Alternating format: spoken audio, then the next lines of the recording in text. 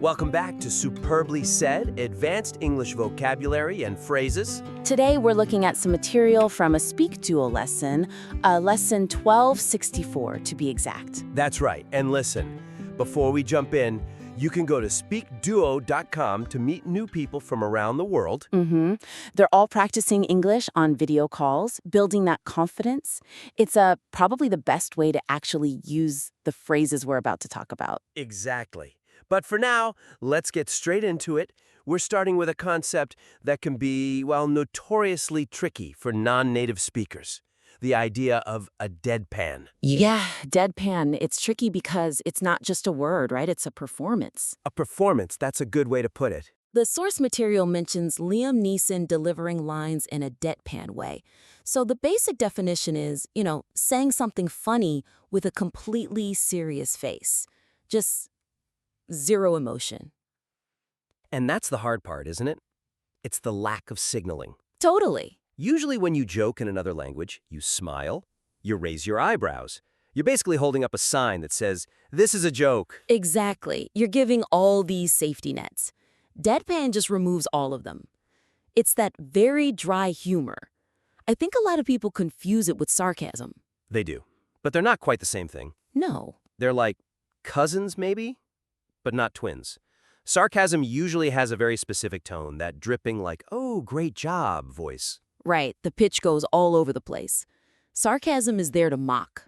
Deadpan is there to confuse you for just a second. Yeah, it relies on that gap between what you're saying, which is absurd, and how you look, which is bored. Okay, so let's think about a workplace example. Good idea. If the projector breaks for the third time this week, A classic. if you say, "Wow, great tech support," that's sarcasm. It's a bit aggressive, maybe. A little bit. But if you just stare at the machine and say completely flatly, "I believe the projector is staging a protest," without even a tiny smile? That's deadpan. Right, and it's so much smarter. Yeah, it makes you seem in control. Now, for an IELTS test, say you're asked to describe someone you admire. Don't just say, "He's funny." That's pretty basic. Right. Instead, you could say something like, "My friend has this incredible deadpan delivery. He can say the most ridiculous things with a completely straight face, and it takes everyone a moment to catch on." That shows a much deeper understanding. Okay, so from keeping a straight face to losing control of your body completely. The next phrase is to pass out. The source material has a great example. "I did the breathing exercise, and I passed out in my office." Which, just for the record, sounds very dangerous. Please don't do that. Yeah, safety first. But this brings up a huge point of confusion for learners. Oh, yeah. The difference between passing out, blacking out, and nodding off. I hear them used interchangeably all the time, and they really shouldn't be. Absolutely not. Nodding off is the gentle one. That's when you're in a boring meeting and your head starts to drop. You're just falling asleep. Exactly. But blacking out? That's a whole different story. Blacking out is almost always about memory loss from, well, alcohol usually. You're still awake, you're walking around, but your brain just isn't recording anything. So if you tell your boss you blacked out at the company party, that's not a good look. No. Whereas passing out is more like a hardware failure. The lights go out, you faint, you hit the floor. It suggests some kind of medical distress, right? Heat, exhaustion, pain. Exactly. So in an IELTS story about a time you were sick, you could say, "It was so hot at the summer camp that 2 people passed out." It's dramatic. Or even, "I saw the needle and just passed out cold." Passed out cold. Yeah, that's a great one. Emphasizes how sudden it was. Speaking of which, our next phrase uses similar words but in a totally different way. To knock oneself out. Right. So you can literally knock yourself out, like by walking into a wall. Which would probably cause you to pass out. See? It's all connected. But the source uses it idiomatically. I knocked myself out doing the breathing exercises. It means to work extremely hard. To the point of exhaustion, yeah. But there's a nuance here. It's not just working hard. What do you mean? Knocking yourself out usually implies you're doing it for someone else or for a specific, intense goal. You don't really say, "I knocked myself out watching a movie." Ah, okay. You'd say, "I knocked myself out planning my brother's surprise party."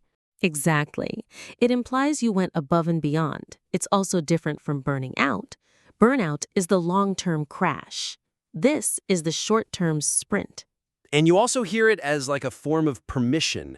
Can I grab the last cookie? Sure, knock yourself out. Right, a casual go for it. Yeah, but let's stick to the work meaning. A boss might use it in the negative to show some empathy. Like, hey, this draft isn't due till Friday, so please don't knock yourself out trying to finish it tonight. Precisely. It acknowledges their hard work, but gives them an out. Okay, so from exhaustion to the reward for all that hard work, the next one is a natural high. The source mentions getting a natural high from an ice bath. I will take their word for it. I am not testing that theory. Me neither. But the vocabulary is great.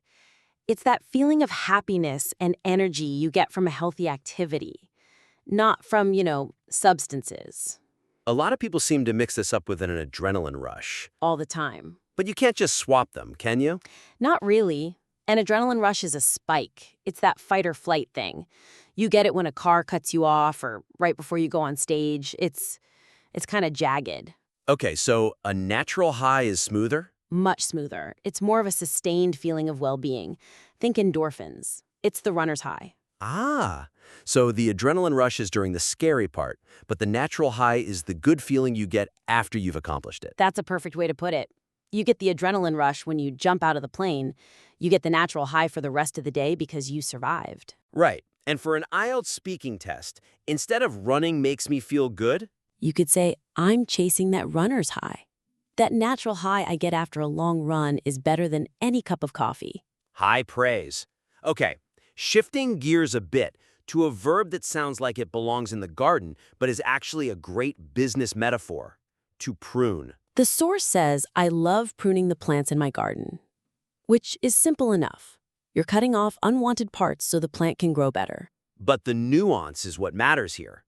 We have other words, right? Like trim, or cut, or chop. Why prune? Well, trim feels aesthetic, like getting a haircut. And cut can just sound, Destructive. whereas pruning is strategic. It is. It's surgical. You're removing something for the health of the whole. You prune a rose bush so the best roses can bloom. So when you use it metaphorically, it carries that same idea, less is more. So if I say, I need to prune my essay, it sounds like it's overgrown, and I need to cut out the weak parts to make the main argument stronger. Exactly. You're cutting out the dead wood. Ooh, another great idiom that goes with it. It's perfect. In an office, you could say, we need to prune the guest list for this event. It's gotten way too big. It sounds strategic, not mean. It does. Okay, so once you've pruned that guest list, you're left with the people you really care about. The people you root for. Yes, the source example. I always root for Liverpool because of Mo Salah. The interesting thing about rooting for someone is that it separates your head from your heart. How so? Well, you might bet on a team because you think they will win. It's a logical prediction.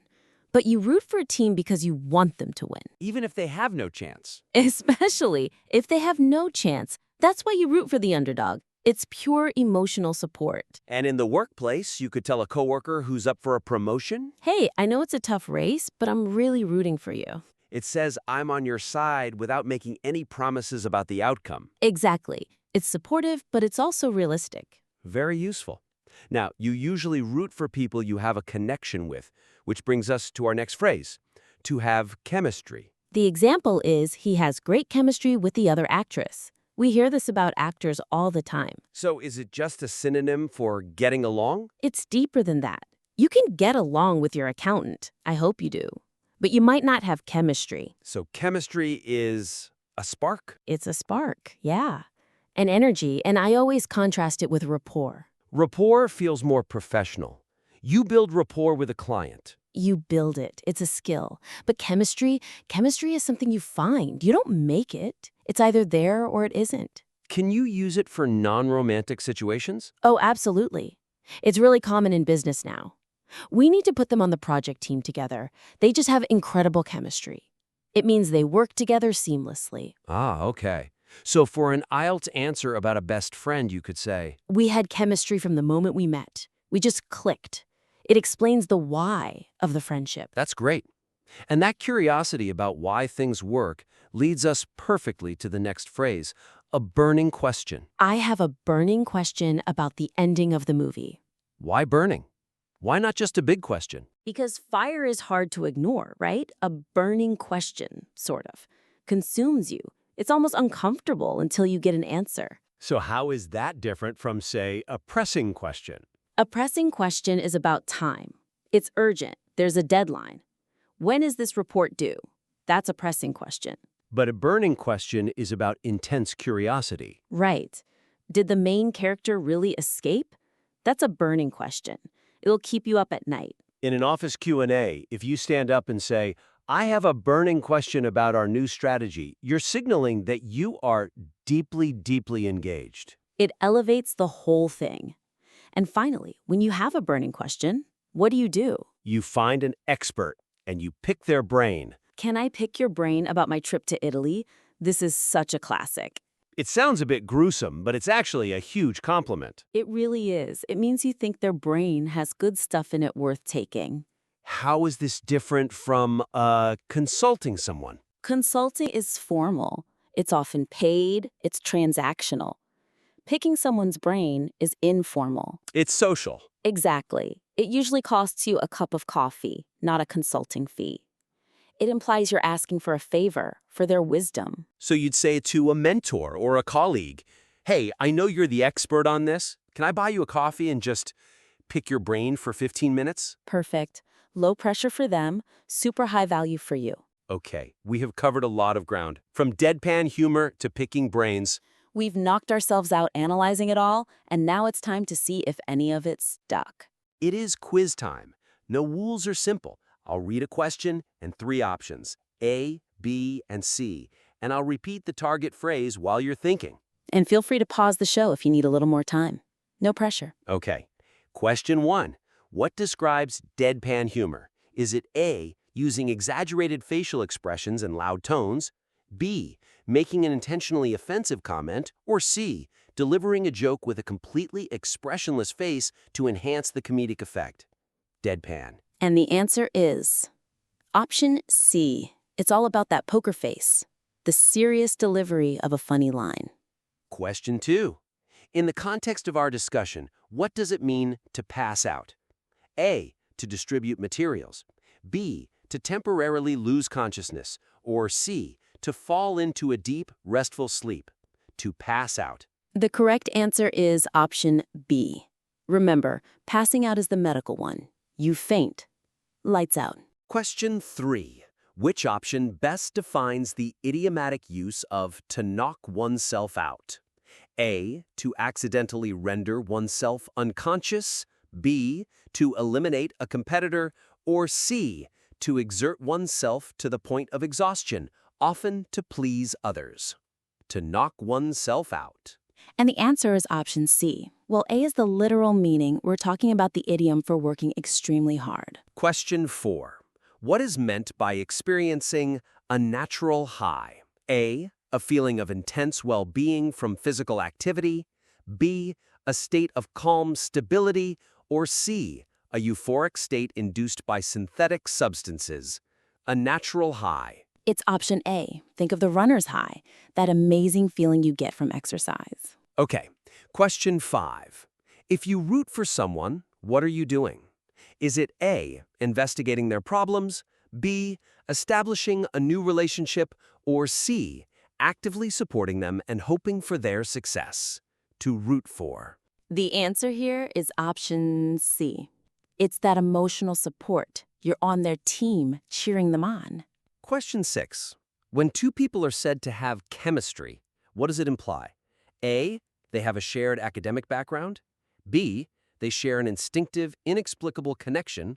Or C, they have a volatile relationship. To have chemistry? That would be option B. It's that instant spark, that natural click we talked about. 2 more. Question 7. What characterizes a burning question? A, an urgent inquiry you feel an intense desire to have answered. B, a controversial issue. Or C, a difficult problem that causes stress. A burning question. And the answer is option A. It's all about that intense curiosity that you just have to satisfy. And our final question, number 8. What is the intention when you want to pick someone's brain? A, to criticize their ideas. B, to select them as the most intelligent, or C, to ask a knowledgeable person for advice or insights, to pick someone's brain. The answer is option C. It's that informal way of getting valuable information from an expert.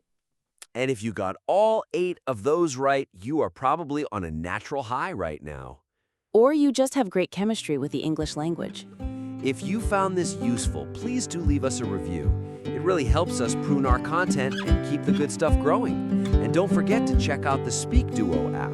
You can find the QR code in the notes or just visit SpeakDuo.com. Yep, go out there, start practicing, pick some brains. Just try not to pass out from all the excitement. We'll see you next time.